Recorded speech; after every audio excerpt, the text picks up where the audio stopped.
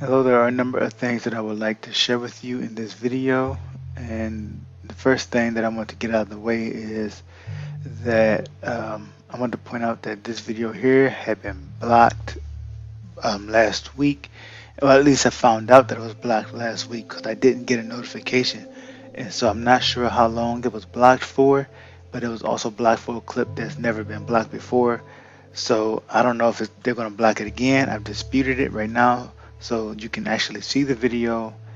Um, but you know, when UGM looks at it and then they may decide that their copyright claim is valid, then they may block it again, and then I'll just have to re-upload the video again.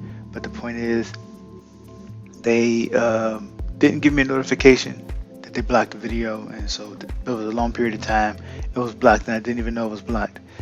And so this is one of the ways that YouTube messes with my channel and probably others as well. There was a period of time I took a break for almost 2 years, and when I had looked at my channel again, just as I should have been doing, but I wasn't looking at it because sometimes I get into phases where I don't want to look at anything, and I guess I'll get into that more in a minute.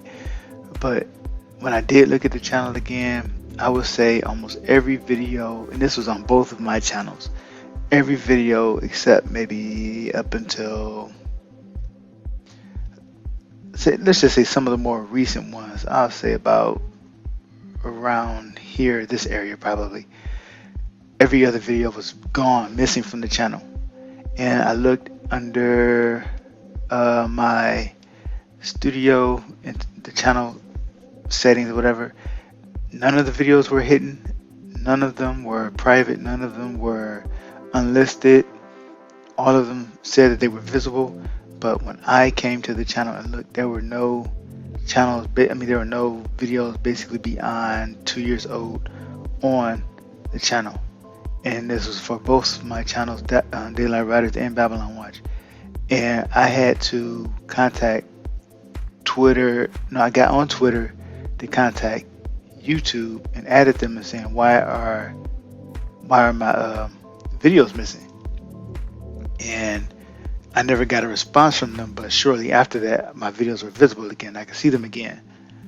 So that was really weird. And so it just goes to show that when you kind of take your eye off the channel for a little bit, they start messing with it, because I guess they think you're not paying attention. And so eventually I need to audit this and go look at everything and make sure every video is there and visible and not hidden. I think the Shekinah video is especially important these days. This one and the one, this one here.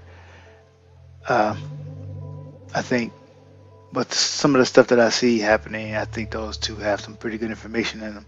But okay, so before I get to the other things that I want to show you, excuse the noise in the background, it's my son.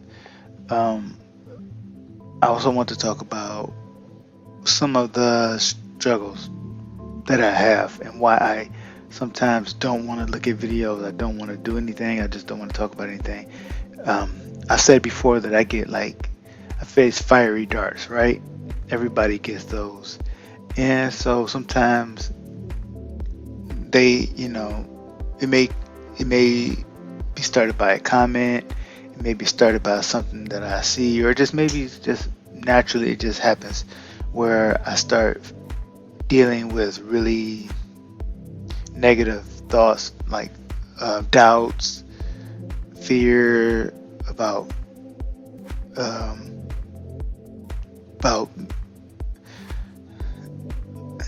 I don't know how to put this, fear about being wrong, basically, because the Bible says clearly that let not many of you be masters, knowing that we should receive the stricter judgment, right? So I never sought out to be a teacher. I never sought out to be anybody special, anything like that. So I was just sharing what I believe I'm seeing, and this basically, I don't do this lightly. I have a great amount of fear of being incorrect. And all I'm really trying to say is I believe that Mystery Babylon is a spirit. And I can't say whether that spirit is the same as the one we call Lucifer for 100% certain, but I never will claim I know that for 100% certain. I will always say that this is just the way I see it, and I have a strong belief that it is that way. But you take it to the Lord in prayer, you ask Him, you seek Him, and you go with what God confirms to you is true or not. You're not obligated to believe anything that I say because I'm fallible, I'm a man, let God be true, and every man a liar. That's what I always say. But still, that doesn't stop like the fiery darts from really getting to me and getting me to the point where I sort of just want to run away from everything. And so that's what I do a lot of times. I just run away. Um, and right now I was dealing with that right now, but I was trying to push through it just to make this video because I guess you could say I had like a nagging sort of feeling. Um, so I'm just going to make this video so I can get this off my chest, be free of this little burden that I felt today. And okay, so moving on. First thing I want to talk about is the World Economic Forum again and what they are calling the Great Narrative. And what do you know? That I was speaking about the World Economic Forum in this recent video about the image of the beast. And so the World Economic Forum, you have this person, Charles Schwab here, who says they are moving past the Great Reset, what do you call it, phase of things, right? And now they are talking about the great narrative or the great story. It's basically what it reminds me of is Genesis 11. I believe it's 11, not 10. I think it's 11, where we had the Tower of Babel and the world was of one language, right? And so when Charles Schwab talks about the great narrative, he's talking about a great narrative or story that everybody that everybody sort of takes on. And that reminds me of the one language that was at the Tower of Babel. And he says something interesting in this. In one of the meetings, or one of the, I don't know what to call this thing. I just call it a presentation that they had. He had some women on stage and he was talking to them about how they want to, what they are doing, I guess, to shape the future. And anyway, let's just get on to what he said here. Quantum Delta, but you are known in your country as Miss Innovation, particularly intrigued by the new technologies. That's your life. So what are the big trends you foresee if we imagine we are in the transition to a completely new world? I think that was one of the conclusions. The world of tomorrow will be different from what we experience today. It will be a different world. Now, we do not know, we can imagine this new world, but we cannot, let's say, describe this new world in all the details. But we can see certain trends. So, Franke, what trends do you see in shaping this new world?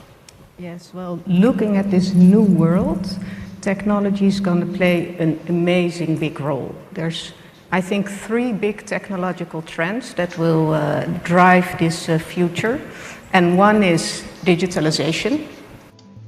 Okay, so that was one of the points that I wanted to bring up. He said we are going into a new world and we don't know how to describe this new world yet, but that's kind of what I guess the great narrative is going to be part of. And this lady, off the bat, she says technology is going to be very important. Again, they want us linked up to an AI and that's what I believe. And there's a lot of there's some other interesting things. I haven't watched all of this one video yet, but and this was a conference too, so there was many. It's a series of videos that you could probably find. And anyway, so that was the thing though. We're going to the new world, right? And that we don't really know how to describe this new world yet, but the world we go into is going to be different from the one that we know. That's what he said. And so another thing that happened was YouTube. YouTube promoted a video, not just YouTube promoted, but this is actually and this is actually produced by YouTube. It's YouTube original about Pope Francis called Dear Earth. And so, I mean, this is just, you have YouTube collaborating with the papacy, with Rome, and he's pushing his Mother Earth, Gaia worship, Mother Mary, whatever. You see her back there in red, the Scarlet Woman behind his head. But you have more of his earth worshiping sort of propaganda being pushed. Here you,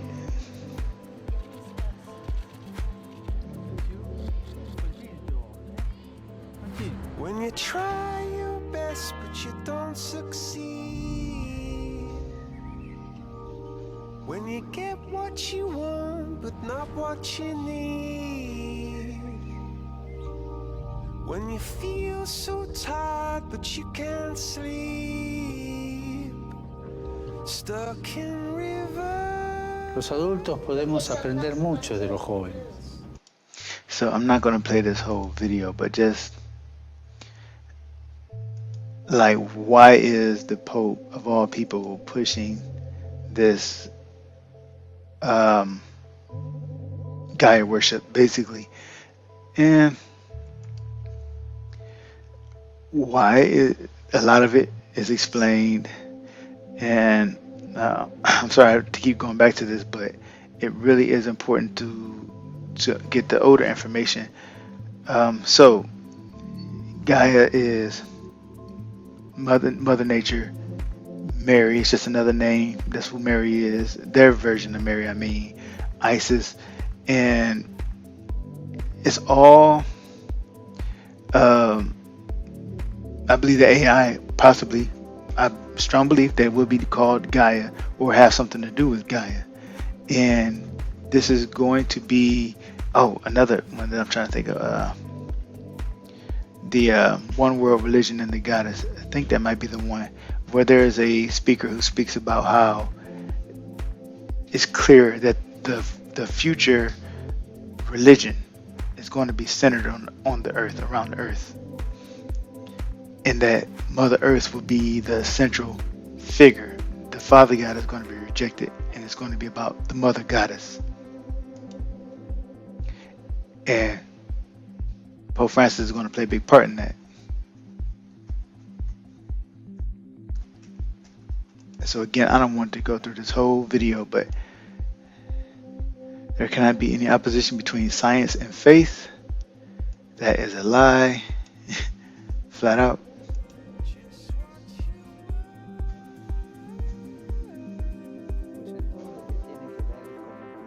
Planeta. Everything that has to do with caring for the planet. Los jóvenes están a la vanguardia. Me alegra mucho ver que los jóvenes tienen valor de emprender.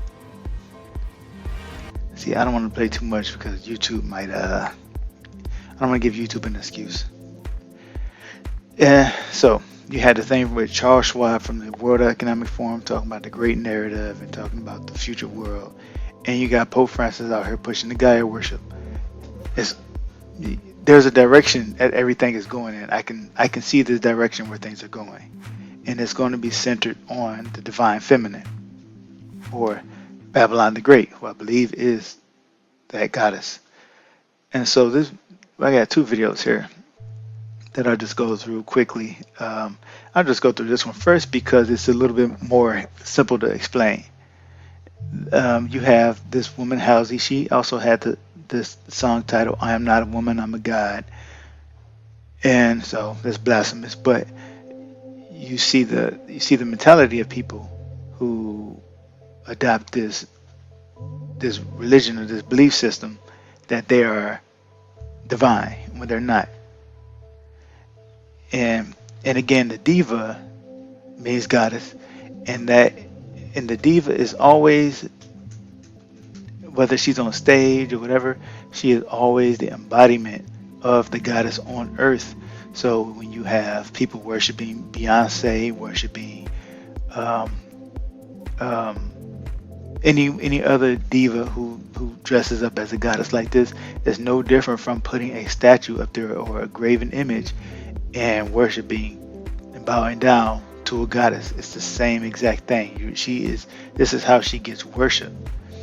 And so you have Halsey, she goes through this museum and she goes through standing in front of all these icons of Mary, and it just also goes to show how revered Mary is, even in that world, even in the lost world.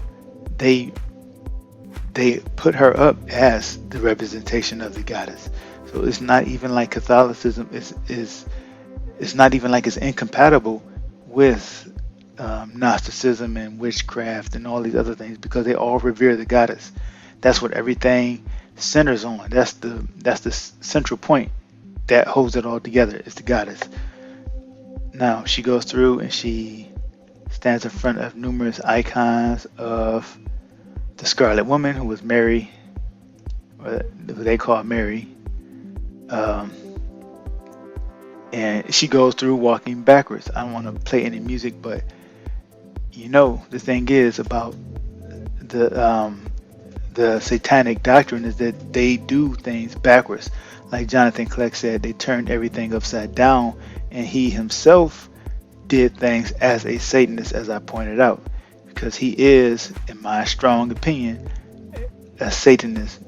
Now, there's no doubt about his blasphemy. That is clear as day. He blasphemes God by giving Satan credit for his creation. But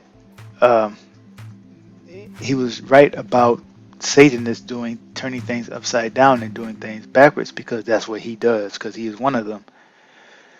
And now you have, again, the mother and her son, S-U-N, son, and they recognize what we should know too, is that this version of Mary is Babylon the Great. Now, let me see, I played a little bit more of this. See, it's so clear. They don't, they revere her. They know who she is. Okay, now, this Taylor Swift video, you have clear as day, obvious. This is the thumbnail for the video. You have Taylor standing in a red dress. She's the Scarlet Woman with the lights above her head, the candlesticks above her head.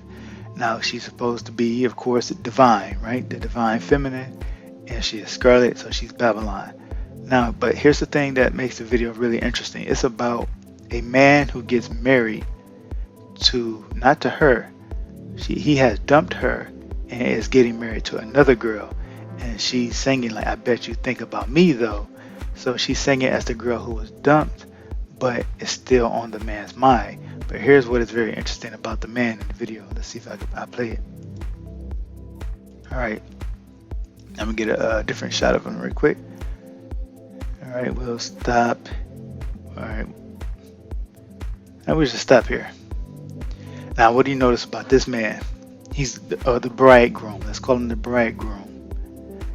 He has the halo around his head, which means divine, right? He's divinity. He has enlightenment. He is the Christ, and he is between two candlesticks.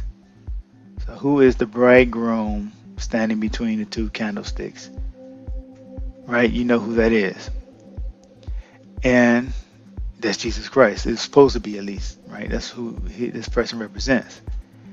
And so he stands in front of this numerous times, talking about, well, as as Taylor Swift sings about being the woman or the bride that he dumped for another woman. Now let's go to, okay, so here she is. You have the people in white, who are the saints, right? At the wedding. You have the saints at the wedding, and then you have this woman come in wearing masculine attire. She comes in.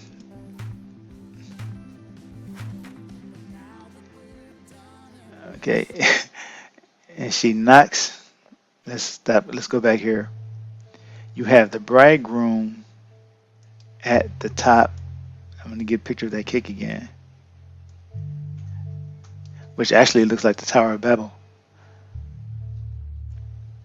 But let's go. Okay, so you have what looks like could be the Tower of Babel, but it could also just represent the pinnacle or the hierarchy of power. And you have the bride and the bridegroom up there, and the woman in red, the scarlet woman of Babylon, and she knocks the man off the pinnacle of power. She knocks the bridegroom down and leaves the woman up there at the top. This is literally the ideology of Babylon, to put the woman on top and to knock the head, who is Christ, off with his head, right? Who said that? The Queen of Hearts, the goddess of love, Babylon, Venus. She said off with the head. And what she also goes on to do is she tears into this white cake to show the red or the crimson, the sin underneath, to basically defile it. White is purity, red is sin. So she has ripped away the purity, and now she is filling her mouth full of this. It's like, it reminds me of the verse where Babylon's cup is full of abominations, and she's made herself drunken off of this wine. She's drunken off the blood of the martyrs, right? And so you have her just going to town on this cake and defiling this purity. So here you have the bridegroom and his new bride. Let's see where she's in the picture somewhere. And who crashes his party. Babylon shows up crashing the party again. Once again, she's wearing masculine attire. She's undercover in masculine attire. And there's the bride back there. So you have the bridegroom with his new bride and the saints. And Babylon shows up to crash his wedding, saying, I bet you still think about me. I bet I'm still on your mind, basically. And she puts, now what does Satan want to do with the bride? She, or in this case, she wants to defile the bride by putting sin. Babylon wants the bride to be partakers of her wickedness, partakers of her iniquity. So she has put red or sin on Christ's bride, because he dumped her, so she wants to ruin his new bride. And she's getting drunk at his wedding feast. I mean, it's just so crazy how they just put all this out here. And so she wears red throughout this whole entire video. And now let's see here. I won't go through the whole thing, but so there's the point where he sees her again, and now she's wearing white, and he supposedly begins to fall in love with her again. Remember that he loves her, but towards the end of and she's like, nope, you had your chance with me. Where's it at? Where's that part at? Is this the part? Now it's funny, I caught that. See, did you see the rose? if I can pause it. They flashed it so quickly. I wonder if I can catch it. All right, see the white rose. Rose is a symbol for the divine feminine. It's a symbol for Venus, because also not only does Venus make a pentagram when it's tracked over 8 years as it travels across the sky, it also makes a rose pattern. And so the rose is a symbol of secrecy, and it's a symbol of the divine feminine. And this white rose turns to scarlet. It turns red. The sand comes out, the blood comes out, and at that moment she turns from him and walks away. She turns from the bridegroom, walks away, and leaves him. And he's basically supposed to be hung up on her still for some reason. Right? Now you can also look at these saints as the angels as well. They could be saying that they're angels. I tend to think of them as they could be angels, and then the bride represents us. But anyway, so the point is, you have Babylon turning her back and walking away, leaving the bridegroom behind. And then she puts on the red, the sin, and the iniquity, and starts to play music. Now the whole party begins to turn red as well, because her sin, her iniquity begins to fill and pollute everything. So that is pretty much, I think. So the song is again called "I Bet You Think About Me," but it's the symbolism, it's the stuff that they put in the video that is really telling. And whether they know it or not, maybe it was the spirits working through them, but to me that was it had a lot of spiritual significance in it. So again, sorry for the background noise, that's my son. But thank you all. I think that's pretty much all I'm going to talk about. So thank you all for watching, listening, and again, let God be true, every man a liar. You're not obligated to believe anything that I say. This is just the way I see things. It's the way I see it, and I didn't get to this point easily. I prayed. I cried out to God, Lord, please don't let me be deceived. I prayed and I asked the Lord night after night, please don't let me be deceived. But I still struggle, and I still try to run away. So I got books. I bought some books on Constantinople and Mecca and things that I was supposed to do some research on, and I'm getting to it once I stop running away from things. So my voice is all dried up now. So thank you all for listening. May our Lord Jesus Christ bless you. Come down and sit in the dust, O virgin daughter of Babylon. Sit on the ground. There is no throne, O daughter of the Chaldeans, for thou shalt no more be called a tender and delicate. Take the millstones and grind meal. Uncover thy locks. Make bare the leg. Uncover the thigh. Pass over the rivers. Thy nakedness shall be uncovered, yea, thy shame shall be seen. I will take vengeance, and I will not meet thee as a man. As for our Redeemer, the Lord of hosts is his name, the Holy One of Israel. Sit thou silent, and get thee into darkness, O daughter of the Chaldeans, for thou shalt no more be called the Lady of Kingdoms. I was wroth with my people. I have polluted mine inheritance, and given them into thine hand. Thou didst show them no mercy. Upon the ancient hast thou very heavily laid thy yoke. And thou saidst, I shall be a lady forever, so that thou didst not lay these things to thy heart, neither didst remember the latter end of it.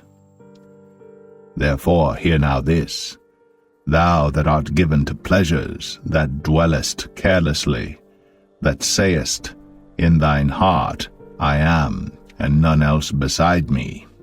I shall not sit as a widow, neither shall I know the loss of children. But these two things shall come to thee in a moment, in one day, the loss of children and widowhood. They shall come upon thee in their perfection for the multitude of thy sorceries, and for the great abundance of thine enchantments. For thou hast trusted in thy wickedness, thou hast said, None seeth me. Thy wisdom and thy knowledge, it hath perverted thee.